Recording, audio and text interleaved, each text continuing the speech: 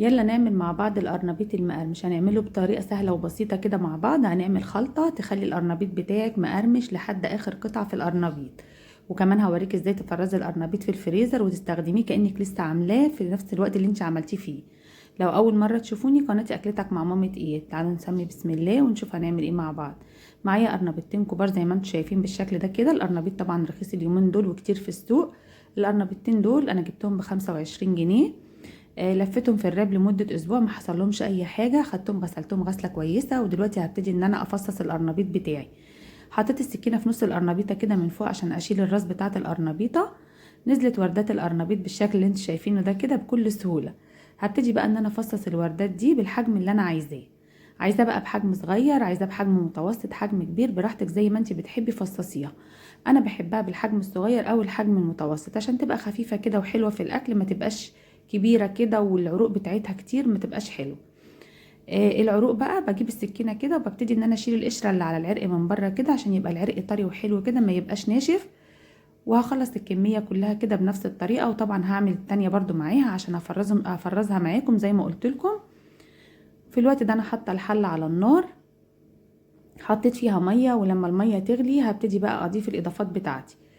اول حاجه هضيفها نص كوبايه من اللبن، وكمان معلقه من السكر، ومش هضيف اي اضافات تانية خالص. والطريقه دي حلوه قوي وممكن تستخدميها كمان في تفريز الكرنب. اللبن والسكر بيحافظوا على القرنبيط، يخلوه كده مقرمش لاخر واحده. لو انت مثلا عيناه في الفريزر وهيقعد معاكي فتره طويله ما بيجلدش معاكي كده، وما تيجي تاكليه يبقى مجلد معاكي في الاكل. لا، يبقى مقرمش كده ويبقى حلو. يعني يعتبر ماده حافظه كده للقرنبيط، وكمان بيدي بياض حلو للقرنبيط كده وانت بتعمليه. هنسوي القرنبيط ده نص تسويه، مش هنسوي تسويه كامله، علشان هنكمل باقي التسويه بتاعته في التحمير، وكمان عشان لما نعينه في الفريزر ما يبقاش طري معانا ويتهري معانا في التفريز. هنا بقى معايا نص كوبايه من النشا وكوبايتين من الدقيق. هضيف عليهم التوابل بتاعتي. توابل هنا معانا ملح وفلفل وكمون وكزبره وبابريكا وكمان كركم. هضيف معلقه من الثوم المفروم، ومعلقه من البيكنج باودر صغيره، وثلاث بيضات. والبيض هنا ممكن تستغني عنه خالص، ممكن تقللي الكميه من 3 ل 2 او واحده براحتك خالص. معايا كوبايه ميه، هبتدي اضيف الميه واحده واحده كده وابتدي اقلب كده كويس لحد ما اوصل للقوام اللي انا عايزاه. ضيفي كوبايه بقى من الخضره المشكله او البقدونس بس او الكزبره بس اللي بتحبيه ضيفيه. هبتدي اضيف الميه واحده واحده كده معايا، مفيش كميه محدده للميه. بتضيف الميه لحد ما نوصل للقوام اللي انت هتشوفيه دلوقتي معايا كده. احنا عايزين القوام يبقى تقيل شويه، اتقل سنه من قوام الكيك كده او زي قوام الكيك، علشان خاطر الخلطه بتاعتنا تلزق على القرنبيط كده، وتبقى القرنبيط ياخد من طعم الخلطه اللي احنا عاملينها. هنعمل بقى الكفر الخارجي بتاع القرنبيط. حطيت كوبايتين من الدقيق، هضيف عليه نفس التوابل اللي انا ضفتها على الخلطه السايله اللي احنا عملناها مع بعض. كركم، كزبره، كمون، فلفل، ملح، بابريكا، وبرده رشه من البيكنج باودر، برده معلقه صغيره كده او نص معلقه صغيره. وبرده هنضيف النشا، نص كوبايه من النشا. انا ضفت الكيس الصغير اللي انتوا شايفينه ده كده على كوبايتين الدقيق. هقلب بقى ده كله مع بعض كده. نجيب بقى القرنبيط بتاعنا. انا بقى حطيته هنا في الصينيه كده، ما رضيتش طبعا ما بشطفوش بالميه ولا حاجه، انا بطلعه من اللبن كده اللي احنا عملناه بيه، وما بشطفوش، بسيبه زي ما هو كده. بسيبه يبرد كده، بفرده في صينيه وبسيبه يبرد كده بالشكل ده، لان انا مش مسوياه قوي، مسوياه نص تسويه زي ما قلت لكم كده. وبفرده كده في صينيه لحد ما يبرد خالص، وابتدي ان انا اشتغل فيه. بطلعه بقى من الخلطه اللي هي السايله اللي احنا عاملينها، ونحطه بقى في الكفر اللي هو الدقيق والنشا مع بعض والتوابل اللي احنا حطيناها. اهو، ما بتضغطيش عليه ولا حاجه، بتقلبي تقليب كده على خفيف، وبتنفضيه من الدقيق بتاعه، بتحطيه في الطبق، بتجهزيه بقى للتحمير. حطينا بقى الزيت على النار، لما الزيت سخن نزلت بقى بالقرنبيط. بعد كده بتهدي النار، بتخلي النار بتاعتك متوسطه لحد ما ياخد لون، وتبتدي تقلبي القرنبيط بتاعك. شايفين لونه حلو ازاي؟ اخد لون حلو.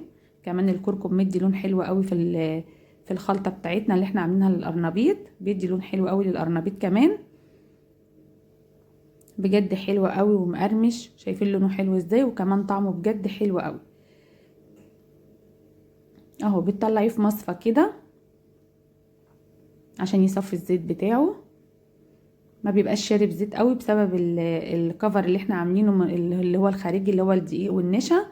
ما بيشربش زيت قوي زي ما بتطلعيه من الخلطه السايله وتحطيه في الزيت على طول، بيشرب زيت طبعا وما بيبقاش ايه بنفس الطريقه دي. يبقى الخطوه اللي احنا اتعلمناها ان احنا نعمل كفر خارجي للقرنبيط، ما نطلعوش من الخلطه السايله ونحطه على طول في الزيت، لا نعمل له كفر خارجي. الكفر الخارجي بيخليه مقرمش معانا.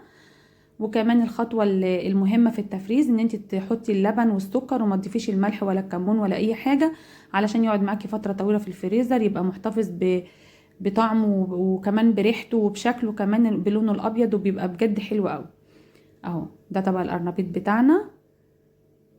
تعالوا بقى نشوف كده حته، شوفوا بصوا كده وانا بقطعها كده بتحسي ان طبقه الكريسبي بتتقطم معاكي. بصي اهي، بصي اهي، شايفين؟ بجد حلوه قوي، طعمه حلو مقرمش. باقي الكميه بقى اللي احنا عملناها انا بقى فرستها بالشكل ده كده، حطيتها في القوالب اللي هي الفل دي. فرشت كده كيس تلاجة جوه القالب الاول بالشكل ده كده، ورصيت الكميه اللي هي تبقى ايه يعني، كل واحد يرص الكميه اللي بتكفيه، وغلفته بالراب كده زي ما انتم شايفين، وهدخله الفريزر. اطلع بقى طبق طبق اشتغل منه. يا رب يكون الفيديو عجبكم وتكونوا استفدتوا مني. لو الفيديو عجبكم شير ولايك، ولو ما اشتركش في القناه يشترك. اشوفكم في فيديو جديد، والسلام عليكم.